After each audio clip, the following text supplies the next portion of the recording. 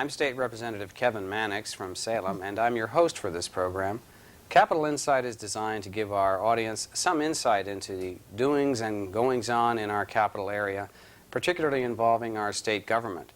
I hope you enjoy the program, and if at any time you have any comments or questions or concerns, feel free to write to me at Capital Insight, H395, State Capitol, Salem, Oregon, 97301. Our guests today are two candidates for the Oregon House of Representatives in this November election. We have two ladies who are challenging incumbents. It so happens that the incumbents that they are challenging are male, which adds a little interesting twist to the issues. And it so happens that these ladies are both Democrats, but that's just by chance. Our guests are, first of all, Pat Gest, who is running against Representative Jean Durfler in House District 31 in the Salem area, and Ann Haviland, who is running against another incumbent, and she's running in the Silverton area. I'm running into one of these pauses where I'm thinking that the incumbent you're running against moved, and I'm drawing a blank on the name right now. That's correct. The person that has moved into District 28 is Cedric Hayden. The former representative was Fred Parkinson. So I need to track Cedric from where he was before to his new district. Right. Cedric was in Fall Creek, which is currently in District 44. And he served as the representative in District 38. And with Fred Parkinson retiring, he has now listed an address in, I believe, Lyons on the Santiam River. So you're and running is against, filed for 28. So you're running against a movable incumbent in this That's situation. correct. That's Well, correct. Well, first of all, I do want to welcome you both to the show, and I'm interested in developing a little insight about how a challenger runs a campaign these days. You've already mentioned that you're dealing with an incumbent who has moved into the district. Well, what does your district encompass, Ann? District 28 is the East Willamette Valley, and we go from above Molalla, Colton, the southern tip of Canby and Estacada on the northern boundary in Clackamas County. We include Marion County, Brooks, and Silverton, Silverton being the largest community in District 28, Molalla being the second largest, which is in Clackamas County, and we also have Lynn County, and we have Lyons, Gates, Mahama, Mill City, Detroit, and Idana are the cities. And what part of the district do you live in? I live in Silverton, the largest community. So that gives you a pretty District good 28. base for an election campaign, I would hope. Well, I certainly hope so, and I've had the opportunity to teach in Silverton for over 18 years. Well, now, Pat, let me ask you a little bit about your district and your opponent. Jean Durfler is the incumbent, so he didn't switch districts, but we have had some boundary changes with redistricting, so there is some new territory there. How does your race shake down in terms of the geography of your district and what you're doing? Well, presently, in the new apportionment, all of the West Salem is in District 31, all of West Salem in Polk County. And South Salem, west of Commercial, south, way south, down to, I believe it's Davies. And then there's a little niche that includes from Mission to State up to 14th, which includes Willamette University. So it's kind of an unusual district, even though it is more congregated. There are lots of hills in the district, and I'm certainly getting a lot of good exercise. Well, tell us a little bit about you, where you're from and where you grew up. Well, I'm a second-generation Oregonian. I was born in Portland, Oregon, and my father, well, I was almost born in Albany, but my mother wanted to go back to her home in Portland for my birth, and then my father was manager of Woolworth's store, and he was transferred to Walla Walla, Washington. And so I spent some of my growing up years in Walla Walla until we moved across the border again, and I've been in Oregon ever since. Well, I'm switching to Ann here a little bit because we're now talking about background. You mentioned you've been teaching for 18 years in the Silverton area, which tells me that you're not new to your district. Right. Where do you hearken from originally? Originally, I come from an Air Force family, so I was born in Louisiana, but lived there only 6 weeks. And I spent my entire youth with my parents, while my father served for the Air Force. At the age of 18, I came to Mount Angel College, and I took 2 degrees from Mount Angel College. I've been here ever since. I was hired to teach at McLaren School for Boys and working with the Hillcrest girls my senior year in college. And I taught for 5 years in Woodburn, 3 years at the Catholic school, St. Luke's, and then 2 years at the middle school after my teaching experience with McLaren School. Since then, I've been working the last 18 years at Mark Twain Junior High School. So all my years have been grades 7 and 8 teaching and working in the community. Now, in terms of that work in the community, can you give us some idea of some of the things that you've done as an individual in the community? Sure. Besides all the things you've already mentioned in teaching. Well, teaching's my career, but I feel that it's important that we balance that with community service. And I've served on the Silverton City Council. I served on the Mayor's Coalition on Prison Reform. I served on the Marion County Children and Youth Services Planning Commission, where we reviewed every program that Marion County funds involving children and youth. And my special assignment was the court school, perhaps because of my work at McLaren and teaching junior high for all these years. Now, when you mention the court school, I've got to intervene here. This is Judge Norblad's program where he makes the children who are youth who are in difficulty go to school. Can you tell us a little bit about how that works? Yes, children that have difficulty in their communities and are sentenced by the court for special assistance often attend class in a regular mainstream classroom in their community, but on evenings or weekends or during periods of difficulty, they may be assigned to the court school on Center Street. And at the time that the year that I spent reviewing the court school program with the county commissioners from Marion County, 5 of my students from Mark Twain Junior High School were also students at the court school. So in the evenings and weekends when I was working at the court school, I had the opportunity to see my regular classroom students. Has that given you some insight into the juvenile correction system? Very much so, and I think my work on City Council, working with the youth services team that serves our community very well as working with the counselors in our community, has given me an insight into the needs of juveniles and the growing needs over the years.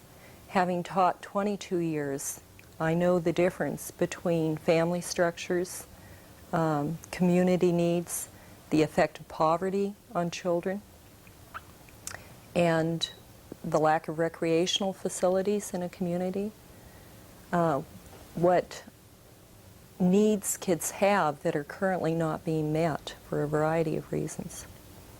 Well, Pat, you've had a chance to develop some perspectives, too, in terms of your community service. You want to give us some idea of some of the things that you've done? Certainly.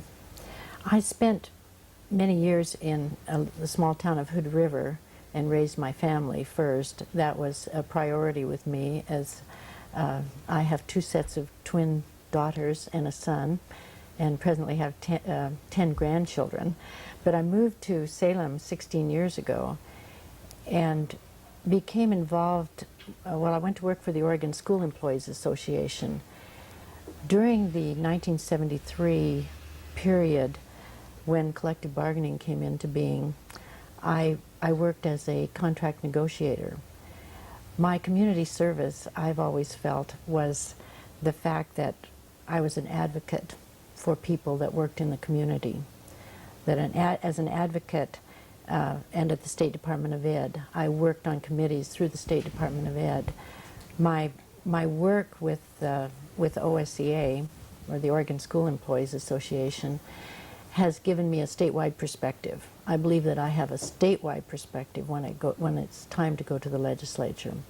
I believe that because of my negotiation skills, that I would bring something that would be very sorely needed to the legislature. I am a problem solver and consensus builder by profession. I've done that for 20 years. I think that right now, that is probably one of the most important things and one of the greatest needs that they have up at the legislature. And so I would say that my community service has always been advocating for people. I have perspective in my contract negotiations. I have perspective from both a management perspective and a labor perspective. I have negotiated contracts for the Oregon school employees with our staff as a manager, and then as a labor negotiator, I've probably negotiated about 97 contracts. And so I feel that that perspective, I know how to build consensus. I know how to bring people together. It is a special skill, I think. Well, you have a lot of hash marks on your sleeve when it comes to contracts negotiated then. Yes, yes, and I understand budgets and the things that are important to a lot of people. I'm very in tune to people concerns. Now, what led you to decide to challenge an incumbent and run for the legislature this year? Well, I'm worried. I'm worried about the state of Oregon. I love this state. I have a stake in it. I have my children, my grandchildren. I've lived here all of my life. And I truly believe that I'm needed there. And I have a lot of frustration over some of the things that have been happening in our state. And it's just a great concern, and I think I can be of some help. I am to an age where I feel that I can devote, really focus in on doing another cause, of which I think is very important. Well, that leads me to ask Ann the same question. What led you to run for the legislature? And I almost said to challenge an incumbent, but I want to keep emphasizing that in your situation, for your district, the incumbent is a transplant. Right. Actually, 6 years ago, while I was serving on City Council for the City of Silverton, it was 11:30 at night on a Tuesday night at a council meeting that I realized that the time would come that if I wanted representation, that I would file for state representative. And at that point, I was working on 3 issues. One was economic development. One was working with the student council at Mark Twain Junior High School, and the other was health advocacy within the community. And I have been working on that on a statewide level with the Seaside Health Advocate team through the Oregon Department of Education. On all 3, I'd requested representation, and it didn't occur. So I felt that if I really had a clear understanding as to the quality of representation, when my representative retired, that I would file. I still feel a strong commitment to that.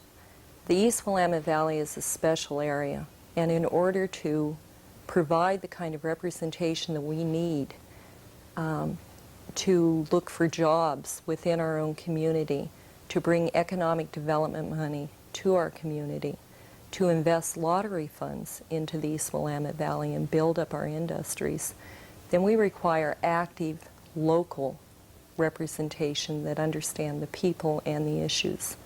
And that's why I filed. I really felt that I could offer that. In addition to that, I had worked on the Governor's Commission on School Finance Reform, Cost and Benefits of Education, along with my work with public safety issues. I strongly felt with Ballot Measure 5 that we needed to look at stable funding for public safety issues, for our mental hospitals, for Fairview, for work at Damish, for our state penitentiaries, our sheriff's programs, as well as stable funding for education. We've had over 2 decades to look at that program. It hasn't happened. And it's one of the reasons that I want to go to the legislature and deal with those issues directly and come up with a consensus-building solution. I was not pleased with the way this special session went, and I feel that we need people in the legislature, just as Pat was saying, that can build consensus, bipartisan, and get the job done. And that is why I feel it's so important that we have advocates and activists serving in the legislature, a full-time committed person. Also, it so happens that the person that filed for District 28, even though he was redistricted into District 44, has a terribly poor attendance record. So it reconfirms my desire and need to serve the people in my district. My current opponent has a 56% attendance rate. He missed 96 votes in the 91 session. And this is a career politician. He certainly knows when the votes are needed and being held, and even legislation that he's supported, he may have missed the second vote on. So representation is my desire to serve.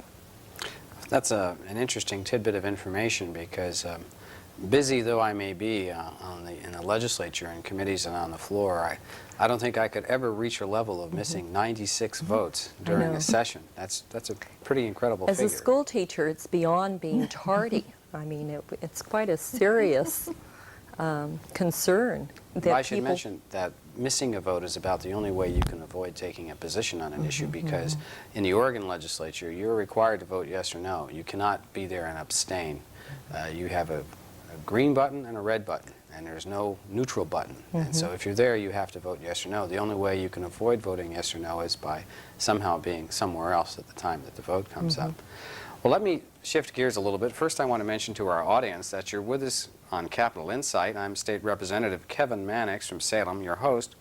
Our guests today are Ann Haviland from Silverton, a candidate for the Oregon House of Representatives in District 28, and Pat Gest, who is a candidate for the Oregon House of Representatives in District 31 in Salem.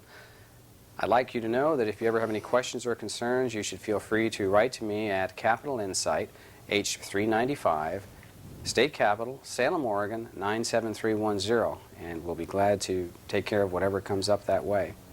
Returning to our guests, I've been talking with Pat and with Ann about this election year and why they're running. I'm curious about this theme that sometimes the national media plays with a little bit. There's two themes, actually. One is the theme of anti-incumbency, and the other is the theme of the Year of the Woman. I'm curious about how that develops in a local race for the state legislature and how you feel about that. And I'll throw it at you first, Ann. In my particular district, District 28, in areas that my current opponent has served, I was actually recruited. And I think a lot of it had to do with the representation or the lack of representation as they interpreted it. I'm a door-to-door grassroots candidate. And so I have an opportunity to hear firsthand from the people in my district how they feel, what their needs are, what their experiences have been. My constituents in Clackamas County have been extremely clear in the fact that they felt that they have not received the kind of help that they need to thrive or even survive in some cases, especially with economic development money. That because economic development money is lottery-based, my opponent has chosen not to pursue that money for his district. And therefore, we have people that do not know that they have job security. They have lived from year to year with warnings that their jobs may be terminated at any time. Money that could be invested in companies to diversify the product that they produce has not been available to them. Infrastructure such as roads has not been accessible to these people because of a lack of representation. And now I'm hearing very clearly that they're not pleased with the incumbent. They want change. They want aggressive advocacy. They do not want to be complacent. They're fed up.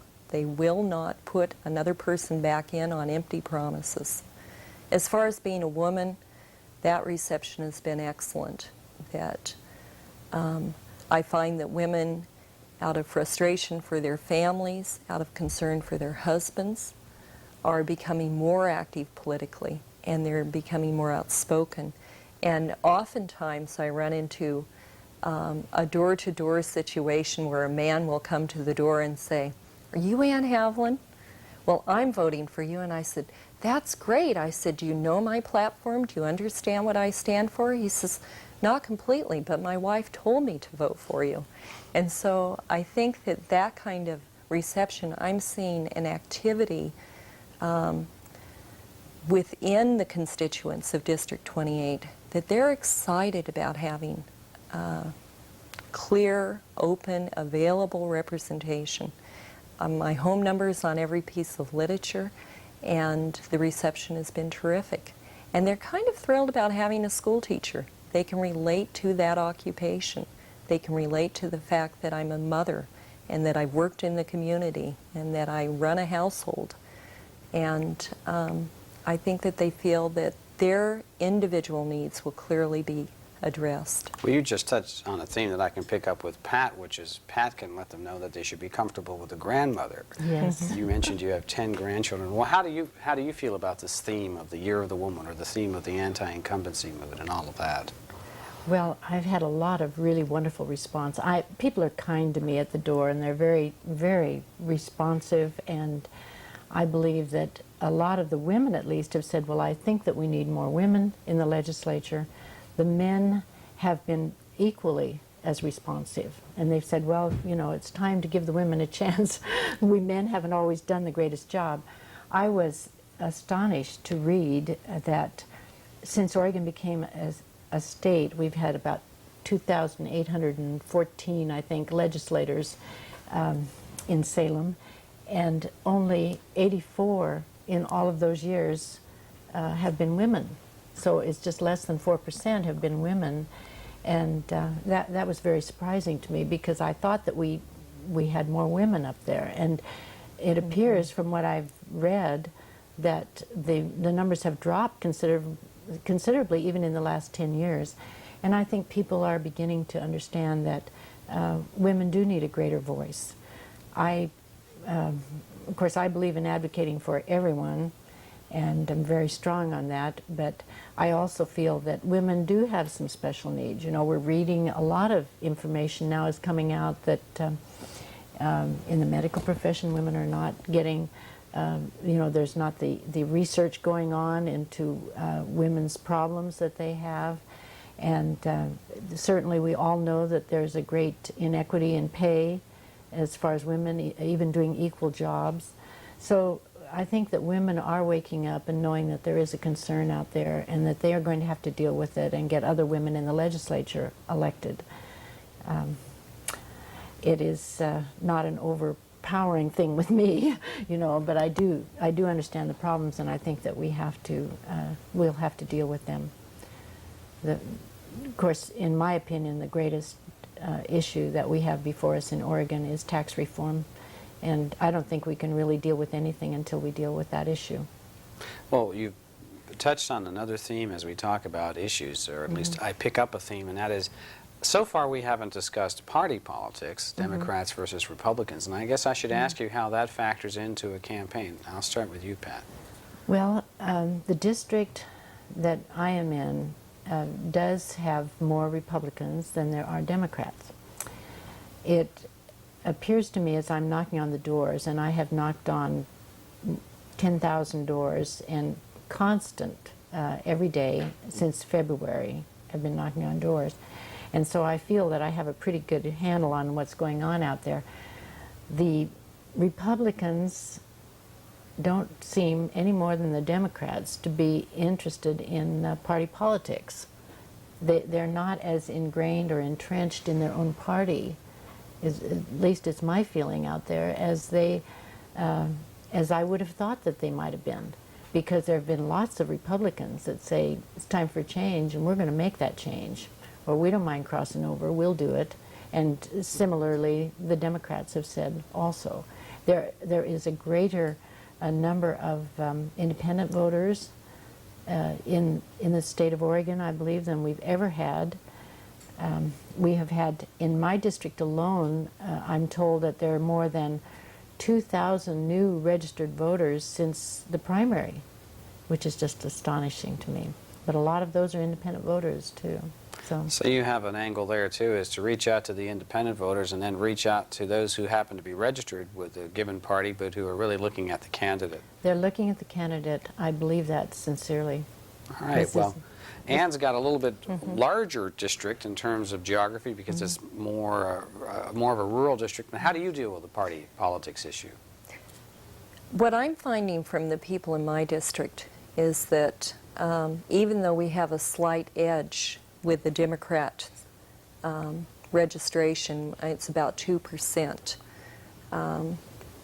more Democrats than there are Republicans, and about a 15% independent rate, that most of the people, as I speak to them in my door-to-door efforts, are telling me that they don't care what the party affiliation is. They care about the individual, and they care about direct representation.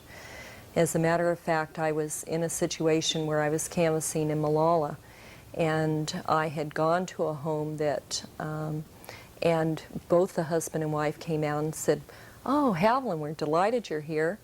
We're going to make it real easy for you. We're Democrats, and we'd really appreciate having a sign in our yard, but we have a favor to ask. Would you go across the street?" And I think you can see that gentleman out there. John is a Republican. He's out of work, and we'd really appreciate if you talk to him. He's having a very difficult time financially right now. So I walked over and I said, "John, I want to be real upfront with you. I'm a Democrat. I'm a school teacher, and I'm running for state representative, and your neighbor sent me over." And he says, "Ma'am, I don't care what party you're from. I don't care what planet you're from. If you can help me feed my children and pay my mortgage, you can put a sign in my yard and I'll get a hammer and help you."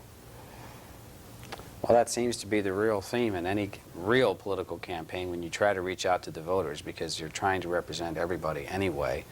I would just mention I've had very few circumstances in my campaigns where people have either been totally for me just because I was a Democrat, or totally against me because I was a Democrat. There's some folks out there, but it looks like you're both trying to reach out to everyone. I'll mention to our audience, with just a couple of minutes to go, that we're here on Capital Insight. I'm State Representative Kevin Mannix from Salem, and our guest today, before I forget to mention it again, are Ann Haviland from District 28 in the Silverton area, and that's a very large area around Silverton, and Pat Gest from District 31 in Salem, and we've been talking about the election campaign this year. With a couple of minutes left, I'd like to ask first, Pat, if you could sort of give me some notion of how you're going to be campaigning over the next couple of months as we, well, actually we're heading close to November. As you try to wrap up your campaign, what's your theme going to be? My theme? Yes. My theme. Well, I keep saying, telling people that you need a good pair of shoes and some good sunscreen. And my theme, of course, is that it is time for a change. It's time for someone to that can find solutions, build consensus, someone who has a special skill. And I'm that person. I'm the person that has the skill. I care about this state. I want to leave a legacy for your children and your children and our grandchildren when you have them. And your great-grandchildren. And my great-grandchildren. I want this state to be the absolute best it can be. I love it. It will always be a number one with me. Okay. Well, Ann, what would your wrap-up theme be for a campaign? I think run on the issues, and my issues are jobs that are available within our community, invest in Oregon and Oregonians, educational reforms so our students are trained to really work in the world marketplace. Okay, I'm going to Healthcare. jump in because they're giving me the signal that our time has run out, but you hit me with your theme. Thank you both very much for joining me on Capital Insight, and I wish you both well in the November election. And thank you all for joining us on Capital Insight. Good.